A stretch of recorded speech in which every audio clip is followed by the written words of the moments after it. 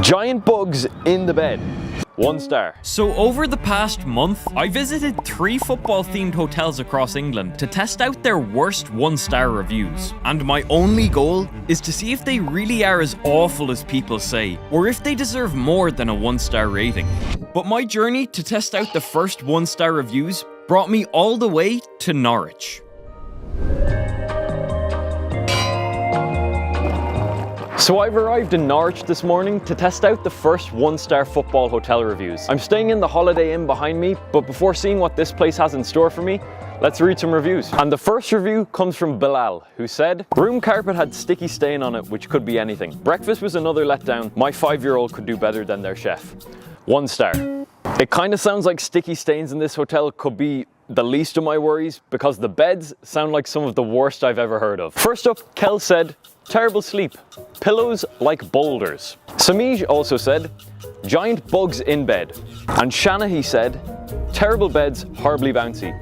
Not really sure how beds can be horribly bouncy, but I guess we're gonna find out. There is a football match kicking off here right as I check in, and I have booked a pitch view room to hopefully watch it. Although MSN and C did say, "I request a pitch view room and receive a blank wall." I feel like I'm walking towards like a deep Reddit horror story going into this place, but let's check in. When I got to the entrance of this hotel, the front of it seemed kinda grimy. But after making my way inside, the lobby of this hotel actually surprised me. There was a lot of different Norwich City themed art on the walls of the reception, as well as this sign of where Norwich's stadium is located. Not only this, but there was also a couple football themed items around the hotel, like an old ball and a book about how to watch football. What surprised me the most though, was that there was an actual Starbucks inside the hotel. Once I checked in though, I made my way to my room.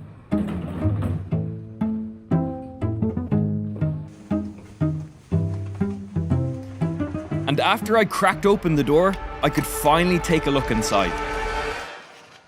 For £170 a night, this room came with a bed, kettle, door, things, TV, and a view right onto Norwich City's home pitch. But with this giant screen and a pole in front of my view, I was gonna find out pretty quickly that this game wasn't gonna be fun to watch. Besides the view, the room did seem a little rough around the edges at a first glance.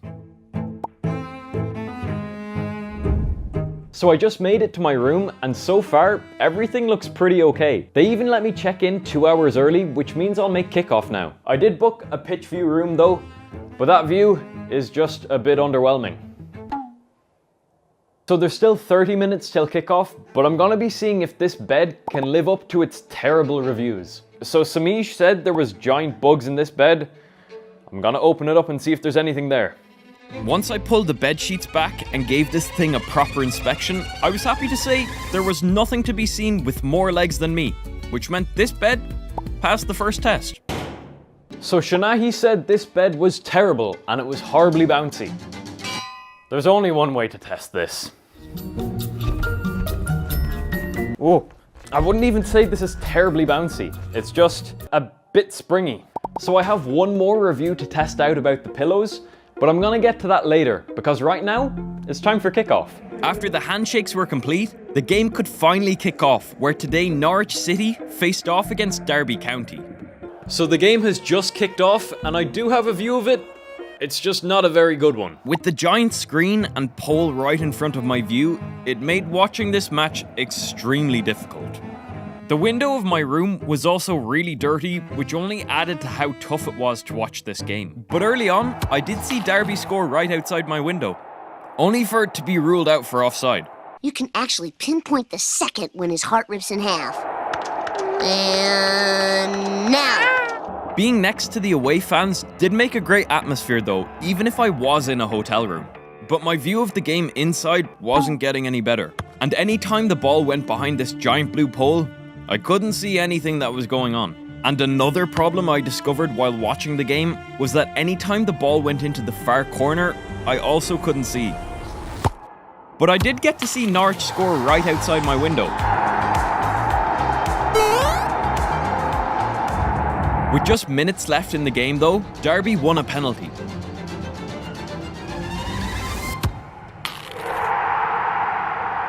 which left the game level up to the end. So the game has just finished 1-1, and even though it was a good game, it was easily one of the toughest games I've ever watched. With the 2 poles in the way, I couldn't see half of the match. So before I go to bed, Bilal said they found stains around the room, so I'm gonna check this place out. I searched every centimetre of this room for stains, and even though some of the furniture wasn't looking great, I couldn't find any issue with stains or dirt in this room. This place is spotless. So it's time to go to sleep now, but tomorrow I'm gonna be seeing if a 5-year-old could have made breakfast. Good night. Before I check out today, I'm gonna be seeing if a 5-year-old could have made breakfast. Also, I ended up sleeping really well last night, and these pillows, not like boulders at all. So with the bed passing all of the tests, I was impressed. But I still had to try out breakfast to see if Bilal's complaints were true. Right, that's the wrong button. When I got to the breakfast room though, this place was pretty stacked out. And if a 5-year-old could have made this, then I'm pretty sure they're gonna be the next Gordon Ramsay.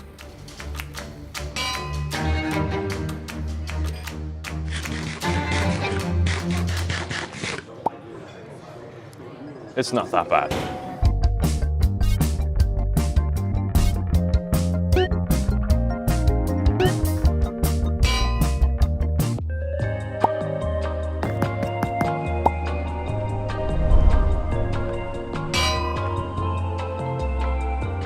So I've come all the way to Blackpool to test out the next 1-star football hotel reviews. I thought Norwich's pitch view room was pretty bad, but apparently this place is next level. Or down a level. Either way, it's pretty bad. The first 1-star review comes from Tom, who I think is just an S-tier hater, because he said, Blackpool is a horrible place. There was also a lot of 1-star reviews complaining about how dirty this place was, with Jan saying, disgusting and smelly. Everything was very old, cranky furniture, dirty and smelly, the food was terrible. Not only this, but Andy Z wrote, we have stayed here from when it opened. This time was definitely the last. Dog poo in the corridor. Cleanliness of communal areas non-existent. So far, it sounds like this place is filthy.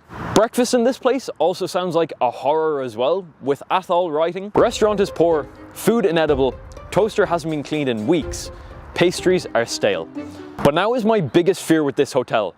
The pitch view room. And even though there's a match kicking off here later, I don't think I'm gonna be able to watch it. Keza_802 wrote, we were not made aware that opening the curtains in our premium pitchside room was not allowed. And finally, G Steel S complained, cancelled room as match on to be told you must close curtains, not watch out of window, why pay for pitch view? Somehow my expectations have never been lower for a hotel, but let's go inside and see if it's as bad as the reviews say it is. As far as first impressions go, this hotel didn't make the best one. When I walked inside of this place, there wasn't even a lobby, but this sort of halfway room that led to an elevator to get to reception. But there was some old football themed stuff in here, like a signed shirt on the wall, an old turnstile, and also these Blackpool Bears. After checking in though, I could finally see inside my room. And for only £94 a night, this place didn't seem too bad, and had a great view of Blackpool's pitch. But I still had no idea if I was gonna be able to watch the match later. So I've just checked in, and so far I haven't heard anything about not being able to watch the game later. But first of all, we've got some reviews to test out. First up, Jan said everything in her room was very old with cranky furniture, as well as being dirty and smelly. And straight away, her review didn't seem to be wrong, with some of the furniture almost ready to fall apart. I also found that most of the furniture in the room had a lot of chunks missing out of it, and also the paint on the walls was looking a little rough too. The couch in my room kinda looked like it might be from the 1990s, and to top it all off, I also found a mystery stain on my carpet. So Jan's review very much lived up to its 1-star rating. So Andy Z said this place was so dirty, he even found dog poo in the corridor. So we're gonna go check it out. To do Andy's review justice, I decided to search every corridor in this hotel.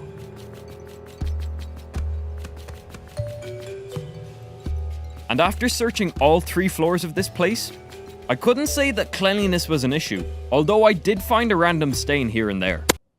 So I've checked every corridor, every stairwell, and cleanliness doesn't seem to be an issue. There is 90 minutes till kickoff though, and I'm still really worried I might not be able to watch the game, but now I guess we just wait.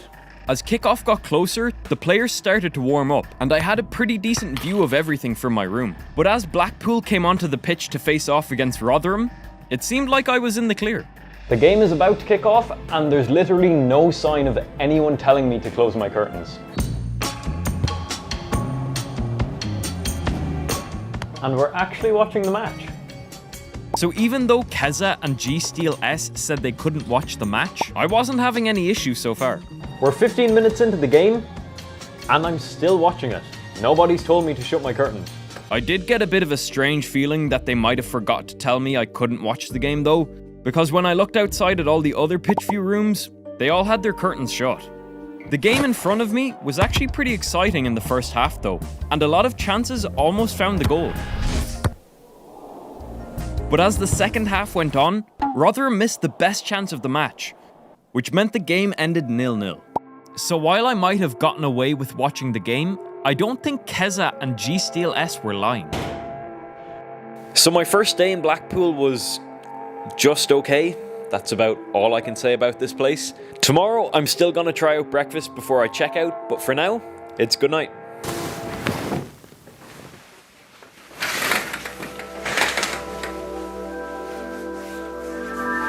After waking up the next day, the last review I had to test out was Athol's, who said the food was inedible, but there was actually a lot to choose from at breakfast.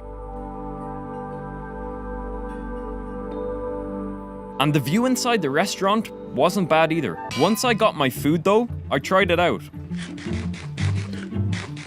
And even though most of it was just okay, the croissant had the texture of a brick. I just finished breakfast, so now I think it's time that I leave my review of this place.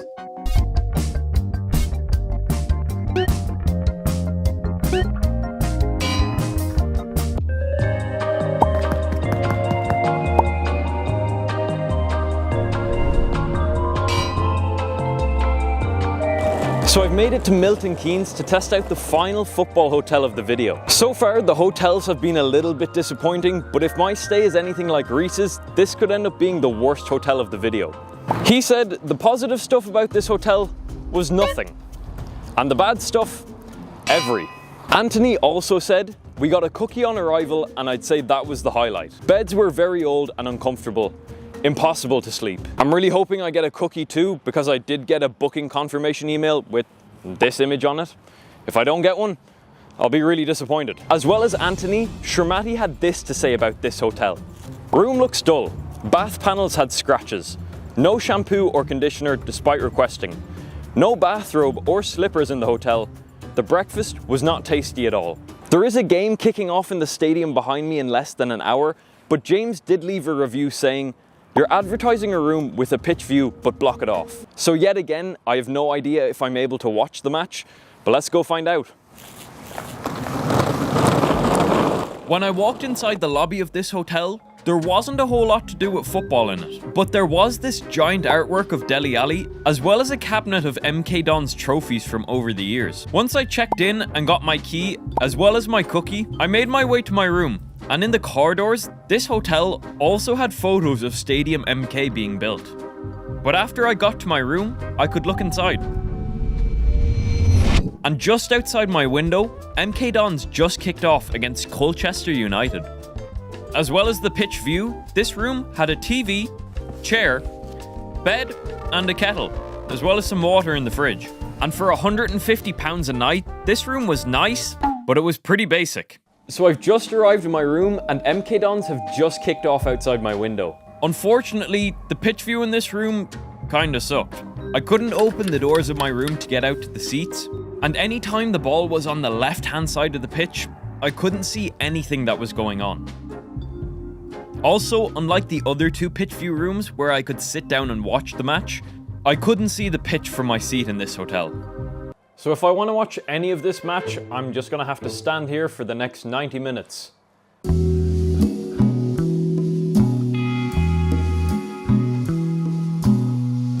The cookie reception gave me is really good, but the pitch view is probably the worst we have yet.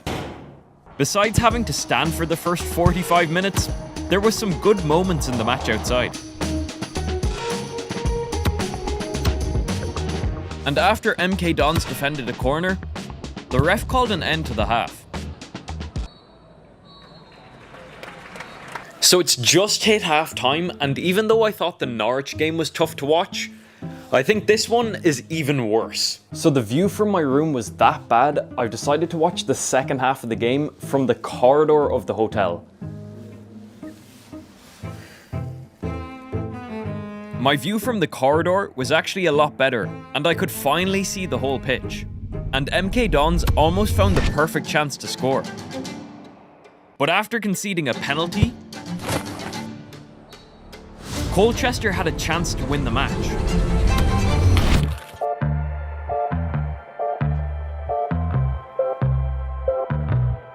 After Colchester hung on to the lead for the rest of the game, the match finally ended 1-0. So the game has just finished up, and even though this has been one of the nicest hotel rooms yet, it was easily the worst football experience. I can't even see the pitch from here. Shermati did have a lot to say about this place though, so let's test her review out. Shermati did say this room looked dull, and I don't think she's that wrong. Next up, Shermati said her bath panels had scratches on them, and while she might have had them, mine looked pretty good. Shermati also said that she had no shampoo or conditioner, but mine were full. The second last thing Shermati said was that there was no robes or slippers in this hotel. I looked in the wardrobe to see if I could find anything, as well as the bathroom, but there was nothing there. The final thing Shermati mentioned was that breakfast was not tasty at all, but I'm gonna try that out tomorrow. So right now, it is my last night staying in football hotels, but before I can leave my review on this place, I still have to try out breakfast tomorrow. But for now, it is good night. The next day, I woke up after sleeping really well. But the last thing I had to try out was breakfast. And after making my way to the restaurant, there was a whole lot to choose from.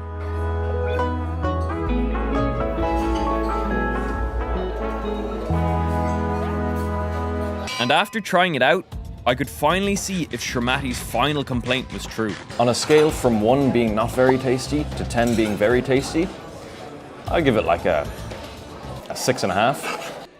Before checking out, this restaurant had a balcony that looked right out onto the pitch, so I took some time to check it out. So now that I've tested everything in this hotel out, I think I'm ready to leave my review.